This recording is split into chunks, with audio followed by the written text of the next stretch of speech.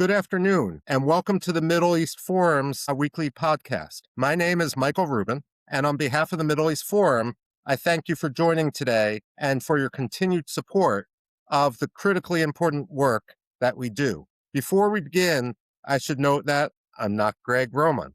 Many of you were expecting Greg Roman, but at the last minute, because of some breaking news in the Middle East, he had to board an international flight. And so you're stuck with me today. This afternoon, I'm going to be discussing the military ramp up in Iran and what might actually happen with regard to Iran. I'll speak for about 15 minutes, after which we're going to open the floor to questions. So with that, why don't we just get started? We now see that the United States is in the midst of the largest military deployment to the Middle East since the 2003 Iraq War. We have two carrier strike groups in the region or close to the region. And of course, when we talk about carrier strike groups, what that means is not only the aircraft carrier, but the cruisers, the destroyers, and all the accompanying ships, submarines as well, which are there both to protect the aircraft carrier, but also they come with their own firepower and so forth. As someone who used to teach for the U.S. Navy, I went out on about 30 different deployments over the course of a decade across the Atlantic and the Pacific. And one question I would always ask the admirals or the captains or the commodores would be, if we were serious about striking at Iran, what would our posture be? And without exception, to a man and a woman, what they said is, we would park the aircraft carriers about 400, 500 miles off the coast of Iran. We wouldn't go into the Persian Gulf. And that may seem counterintuitive. But remember, the Persian Gulf is extremely narrow and extremely shallow. And therefore, if we put an aircraft carrier in there, it could be very vulnerable to mines, to drones, to anti-ship missiles, and so forth. But if we're 500 miles out in the northern Indian Ocean, we can pretty much effectively strike at Iran. They would have a hard time striking back at us. And so that's the posture which you want to look at. One of the big questions I have as someone who in my day job is a military analyst is, what exactly would the U.S. game plan be? It's one thing to put a lot of firepower there, but what actually are we going to target? And that really is an open question. I think something which many Iranians are curious about, many American analysts are curious about, and I'm not sure that Donald Trump is making all the right assumptions here. One of my criticisms of U.S. policy across administrations is that we believe that we can always have a tabula rasa when we start an initiative. We don't understand the baggage of previous decisions. And that's a Democratic problem. That's a Republican problem. I'm not just picking on Donald Trump here. But Donald Trump's record is something which is going to impact the Iranian decision-making. As many of you know, our research director, John Spire, and myself went to Yemen this past summer to meet up with the forces who were fighting the Houthis. We determined very quickly that John Spire was much more fit than I am as we climbed mountains and we surveyed the Houthi positions, looked at where the Houthis were running drones and so forth. But when we were talking to the Southern Resistance Forces in Yemen, who are the only forces that have actually successfully defeated the Houthis, what they said is, when Donald Trump, for example, launched his air campaign against the Houthis for 40 some odd days, that it both started and it ended without the Houthis, without any coordination to people on the ground. And this must be something which the Israelis are cognizant of, because when Donald Trump ended this with a Truth Social post, what he said was that Houthis have agreed not to strike at American shipping.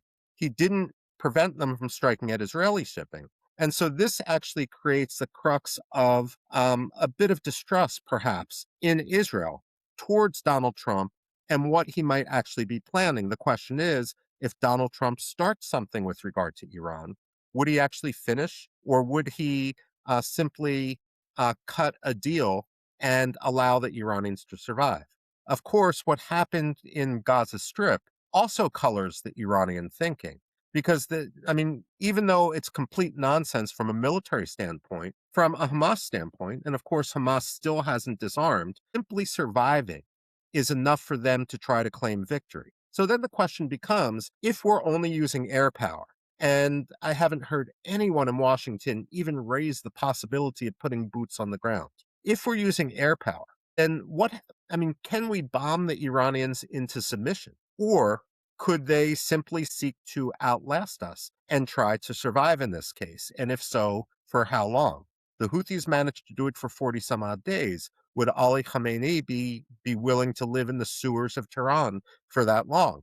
The answer is probably yes. From an Iranian standpoint, they believe that they can always outlast the United States. It's a tired analogy, but many people traditionally talk about Iran and Iranian strategy in terms of carpet weaving and how some carpets can take years, even decades to complete, but the Iranians have that strategic patience. In this case, though, what could we actually do to have the Iranians change their mind? I mean, what Donald Trump is trying to do, of course, is he's bombing, or in theory, he's going to be bombing in the hope that the Iranians will rise up and throw off the Islamic Republic. I'm not sure that's quite as realistic as Donald Trump wants, but what Donald Trump is going to try to target would be senior regime officials, the supreme leader himself, Mujtaba Khamenei, his son, who's his de facto chief of staff, as well as perhaps members of the Assembly of Experts. This is something which we've written about at the Middle East Forum Observer, which I hope you check every day on our website, and it's also put in the dispatch. Now, we have a situation where if we look at the June 2025 war, the timing for that was determined by two things. Back in April and October of 2024, the first direct Israel-Iran military action, we had a situation in which Israel took out Iran's air defenses. June 2025, the timing was determined by the fact that Iran was rebuilding its air defenses and the window was closing. The other thing that determined the timing of the June 2025 12-day war was Israel needs to refuel its aircraft, and it refuels now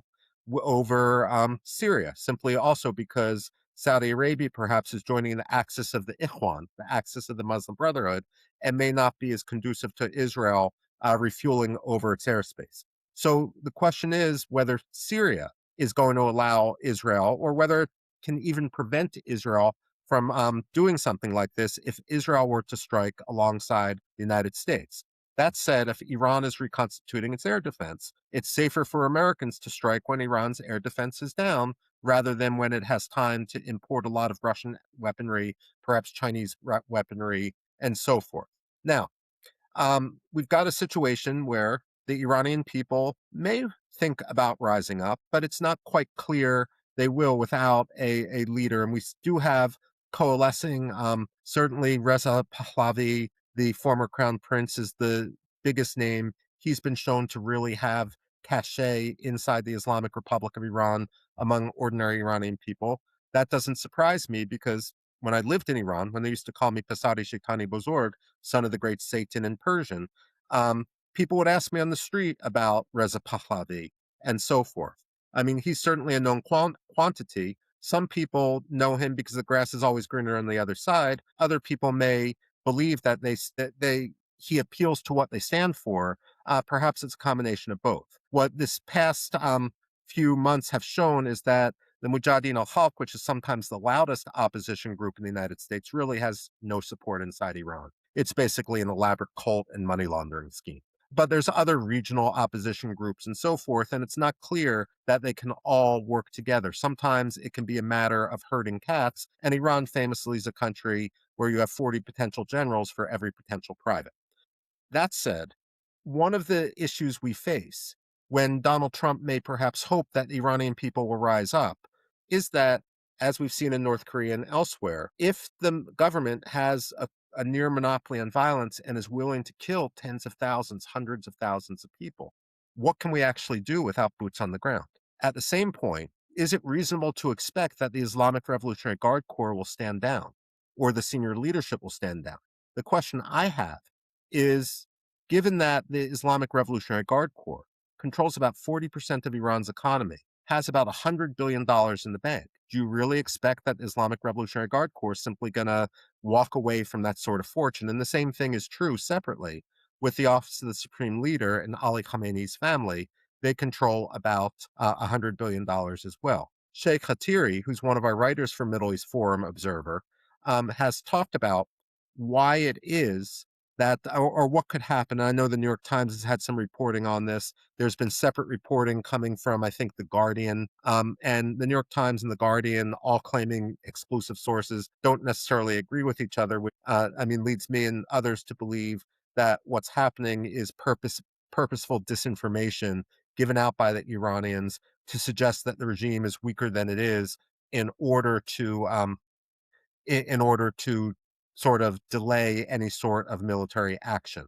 Because if it's weak, if it could collapse on its own, why engage in this sort of way? Of course, they may be miscalculating with regard to Donald Trump, but basically, you've got a situation where if Donald Trump starts whacking, removing from the battlefield various top regime officials, including Ali Khamenei himself, who could fill the gap? And one of the questions which no one is addressing is that is the Assembly of Experts, this clerical body that's supposed to meet, really going to pick a new leader if you've got a situation where the bombs are still falling? So you could actually have a significant vacuum inside the Islamic Republic of Iran because, they're not going to meet on Zoom to do this. We would be able to track that. Everyone else would be able to track that. So then the question becomes, what happens if there is a vacuum? Could the Iranian people feel that? Or could the Islamic Revolutionary Guard Corps feel that? One of my concerns about the Islamic Revolutionary Guard Corps is it has a unit in every province of Iran, and each of those provinces then would have a quartermaster general, supply depot, and so forth. So could you have different Revolutionary Guard units or different opposition groups seize weapons depots, and then you have the basis of a civil war in Iran? What would we do then? All I'm saying is not that the regime shouldn't go. It very much has to go. It's a zombie regime. It has zero legitimacy left. But at the same time, we've got to recognize that there is no magic formula here. If there was, Iran would be long gone. Two final points, and then I'm going to turn the floor over to questions. One of the things I wish Donald Trump would do would be go after the Karg oil terminal. And I've written about this for the Middle East Forum Observer. The Karg oil terminal, because the Persian Gulf is so shallow and so narrow, it's seldom more than about 50, 60 feet deep. At its deepest, it's 198 feet.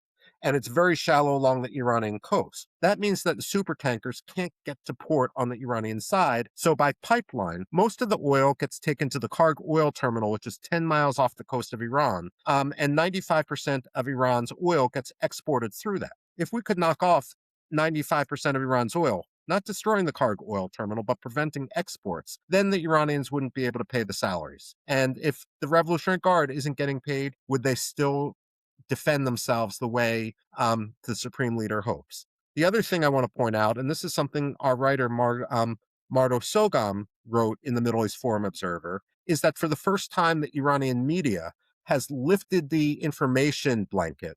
And so suddenly there is active discussion in the Persian language press, in the Iranian press, about the American deployments and what it might mean. I would commend you to look at the Middle East Forum webpage or look at our dispatch in order to address that. But the fact that the Iranians are talking about this openly tells you just how serious this has gotten. Well, I've rabbited on for 15 minutes, and as those of you who know me and met me know, either from my time in Philadelphia, and I also frequently come out to Chicago for the Middle East Forum, I can rabbit on for 2 or 3 hours if you let me. But Greg Roman, whether he's on an airplane or not, won't let me. And therefore, I want to turn the floor over to questions. I apologize in advance if I don't get everything. What is the underlying theory of victory here? This is coming from Ali Maratai. Are we assuming coercive compellence, deterrence, restoration, regime stabilization, or systematic rollback? That's a great question. And so in this case, what I would say is, look, one of the reasons why Israel takes the Iranian threat so much more seriously than the United States is the issue isn't whether Iran is suicidal if it develops a nuclear weapon. The issue is whether Iran is terminally ill. Because if you have the nuclear weapon in the command, control, and custody of the most ideological units of the Islamic Revolutionary Guard Corps, and the regime collapses, think Romania 1989 as an analogy, what's to stop that unit, the ideologically pure unit of the Revolutionary Guard Corps, from launching when the regime only has 24 hours left? Would the United States or Israel really retaliate against a country that already had regime change? And the answer there is no. So traditional deterrence goes out the window. But I think what Donald Trump is actually going, on one hand, I think he wants a deal. But on the other hand, we may be getting past that in terms of the need for regime change. Now, if Donald Trump gets a deal, I mean, the deal would be get rid of the nuclear weapons. But Donald Trump has already said that Iran has, that the United States in June 2025 had taken care of Iran's enriched material. So that leaves, of course, the ballistic missiles and the proxies. Could Iran give this up? On one hand, I can think of two times where overwhelming force or um, isolation caused the Ayatollah Khomeini to change his mind. One was what it would take to release the American hostages in 1981. And the second was what it would take to end the Iran-Iraq war. Now, when Khomeini accepted the ceasefire for the Iran-Iraq war in August 1988, he got up and on the radio he said, "It's like drinking from a chalice of poison, but I have no choice but to drink from this cup if I want the revolution to survive." The question then for our policy is, can we make Iran a deal they can't refuse? Can we put that proverbial horse head in Khomeini's bed? I mean, can we make him drink from that chalice of poison? And ultimately, that's the question now which Khomeini is going to ask. The issue then becomes is whether Khomeini believes he needs to drink from that chalice of poison, or he can simply outlast Donald Trump and declare victory. Now, I apologize that every time someone adds a question, um, the Q&A scrolls, but I see Garth Stibel's question, will Israel bomb Iran if the U.S. doesn't? Look, Israel is an independent country. It has its own strategic interests, and I believe they could. They might be much more targeted in how they go about it, but again, while the United States sees Iran developing a nuclear weapons capability as strategically untenable, Israel looks at it as an existential threat for the reason I said before. Same problem as Pakistan. If you have nukes and the regime collapses, how do you deter against those nukes falling into much more radical hands? And then the issue also with Iran is we can say they don't have a nuclear weapon. The United States tends to let um, the perfect be the enemy of the good. We define a nuclear weapon as roughly 20 kilograms of highly enriched uranium, but Iran has already enriched some uranium to higher than Hiroshima bomb levels.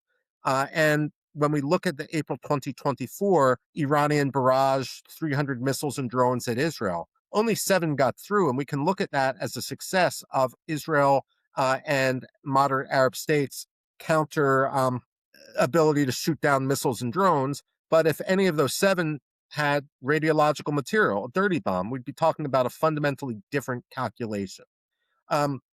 Remember also, Israel drives more German submarines than the German Navy does. So Israel has the capability to act independently. To what extent do you expect the Israeli Air Force to be integrated into an American air offensive? Uh, Frankly, if the United States does this, I think we're going to do it not in a coalition. This isn't a coalition of a willing moment. We're going to do it ourselves. And the Israelis are probably going to stand down.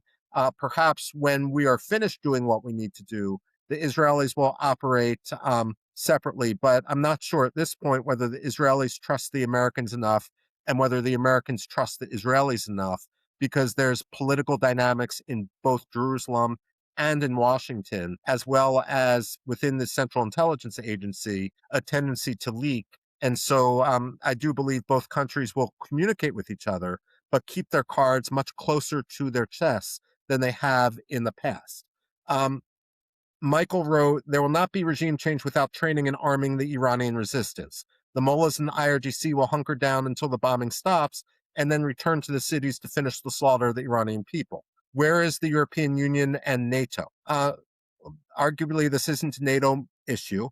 When it comes to the European Union likes to fence it. And what I'm afraid they're going to do is what they did with regard to the 2003 Iraq War, where they're not going to contribute that much militarily, but want to say that in the post-military domain, they should have the same say without actually paying the price. And it's something which personally drives me nuts about some of the European foreign ministries, that they expect to be able to dictate afterwards without actually doing the hard work of affecting change to start with. That said, While I'm not, the Iranians can be like herding cats at times. The fact of the matter is, Iran does have its own history of democracy. I'm talking about the 1905 to 1909 constitutional revolution, and basically between 1909 to World War I to 1917, Iran had a pretty robust functioning parliamentary democracy. And so many Iranians will actually look at that for inspiration. It's not like in Iraq where you're trying to invent the wheel from scratch. Davis Abbott writes, without Karg Island Terminal, how much revenue is left to the Islamic Republic of Iran? 5% of its, the answer to that, Davis, is 5% of its oil exports. And remember, Iran has been loading oil onto tankers, which have basically been floating at sea to evade sanctions. But um, when Iran sells that, they don't sell that if oil is, I didn't look at it today, but if oil's $65, $70 a barrel, they don't sell it for $70 a barrel. They sell it for $45 to $50 a barrel. And that sort of discount is the incentive which Chinese teapot refineries that are basically private. China does this to have plausible deniability. That's how they make their sort of profit. The same thing goes with the Iranian oil smuggling into Iraqi Kurdistan. The fact of the matter is that Iran doesn't have a lot of money to pay its salaries. And just one thing to have in the back of your minds. The Iranian fiscal year goes from March 22nd to March 21st. And because Iran is a rentier state, most of the revenue comes from hydrocarbons. What the Iranians have to do is guess how much the price of oil is going to be per year for the forthcoming year. And if they exceed that amount, they have a lot more money to spend with their proxies. But if they don't exceed that amount, then they're not able to make payroll. And this year, the Iranians, I think, I've heard estimates, are estimating that oil will be about $120 a barrel, while many of the Gulf states, which are in the same sort of situation, say that it will be $70 to $80 a barrel. So the Iranians are engaged in fantasy. Their economy is imploding no matter what. The question is, um, how long the zombie regime can survive. And the other thing which I've written about is whether, in a way, Ali Khamenei, the supreme leader of Iran, actually wants Iran to get hit militarily so he can try to rally people around the flag. That may have worked once upon a time. It certainly worked when Saddam Hussein invaded Iran in 1980, but there's no moral equivalence here between the United States and Saddam Hussein's Iraq. The United States isn't trying to dismember Iran the way Saddam Hussein was, and the people aren't rallying around Ali Khamenei.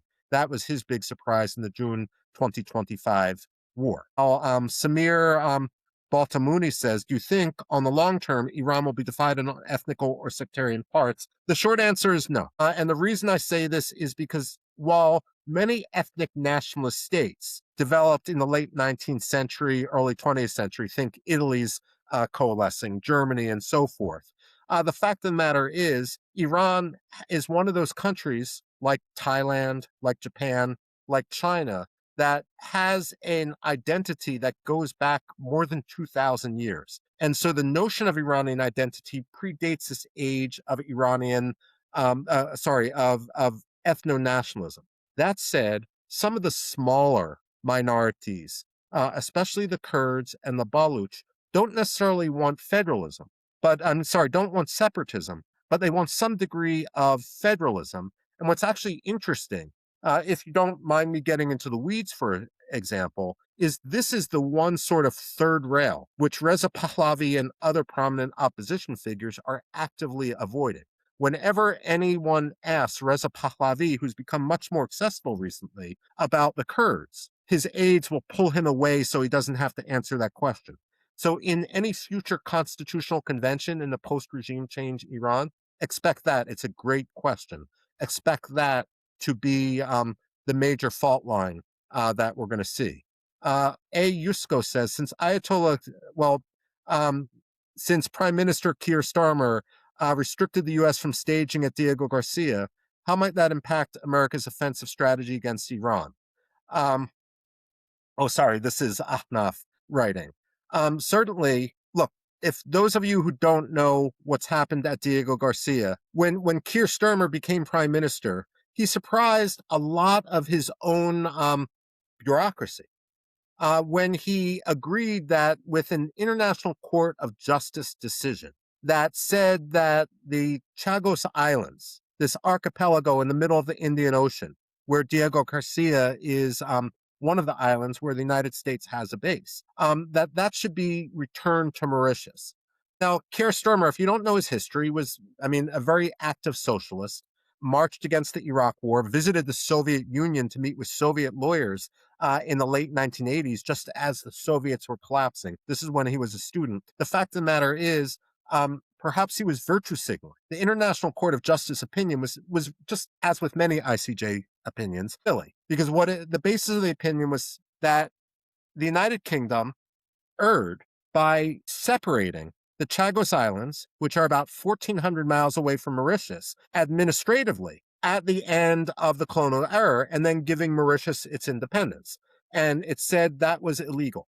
But if you look at the precedent of that, that would mean that the Christmas Island um, belongs to Singapore, or that the Seychelles, which is also an independent country, which was separated from Mauritius, shouldn't be part of Mauritius anymore. Should be part of Mauritius. It just made no sense. He went ahead and did this, and it put the base in peril. When Donald Trump was talking to Keir Starmer last week, he basically said, and he tweeted on True Social, that this was an idiotic decision and that Keir Starmer should reverse it. Frankly, many Brits believe he should, because the Chinese have been salivating over this. That said, while the United States is facing the same problem from some of our GCC, our Gulf Cooperation Council allies, I'm not sure if the Diego Garcia can prevent us actually from taking off. But regardless, this is why we have the aircraft carriers in the region. Now, we're pretty much out of time. I do want to say that another reason why we have the aircraft carriers in the region is, again, because it's not just Diego Garcia, it's our GCC friends, our Arab Gulf friends, who are refusing to allow us to use their airfields. And I suspect the reason for that is when you have a hornet's nest, you have two good options. One is to leave it alone. The other one is to get rid of it. The worst possible option is to sit underneath it, lightly tapping it with a stick. But that seems to be what our Gulf Arab allies have a fear that Donald Trump might do. And so until they see that the United States is serious, they're not going to let us use the bases we lease from them. That is another reason, though, why we have the Gerald Ford, why we have the Abe Lincoln in the area, because they're floating air bases and can probably do what we need to have done. With that, though, I'm out of time. I see there's so many more questions. Judith Klinghoffer asked, is India involved at all in the forward planning? I would say go back to the Middle East Forum website later today, because as some of you know, I'm a columnist for two different Indian newspapers and websites, and I've actually been addressing this question. That work will be reposted on Middle East Forum. But with that, I really do want to thank you for tuning in today. There's a lot more to discuss. I'm always at your service. If you send me an email, I'll put my email in the in the chat area right now, if I can figure out how to do it. And I'll be happy to answer your questions. And I think you'll find when it comes to the Middle East Forum, we're always very much happy to engage. And we very much are grateful for your support of our work. And with that, over and out.